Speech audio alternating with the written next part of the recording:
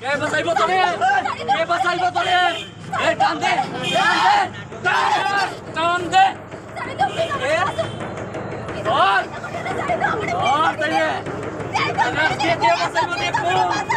ধর, ধর তাইলে। ধর, ধর, ধর।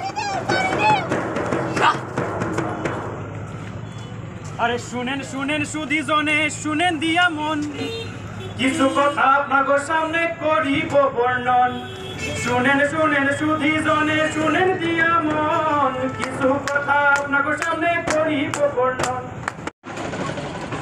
উত্তর ত্রিপুরা জেলা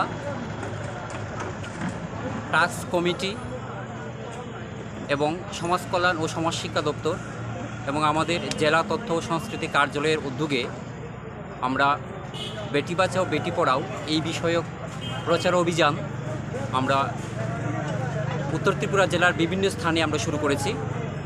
আজকে কাঞ্চনপুর মহকুমায় আমরা এই প্রচার অভিযানের অঙ্গ হিসেবে পথনাটক অনুষ্ঠিত করলাম।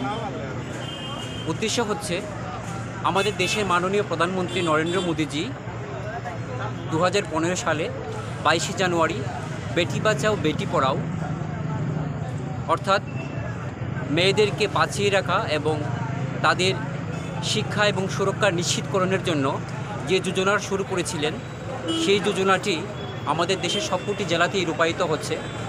মূল উদ্দেশ্য মানুষকে সচেতন করা, যাতে কন্যা সন্তানদের আমরা সুন্দরভাবে তাদের সুরক্ষিত রাখতে পারি, তাদের শিক্ষিত করতে পারি এবং সমাজে তাদেরকে প্রতিষ্ঠিত করতে পারি।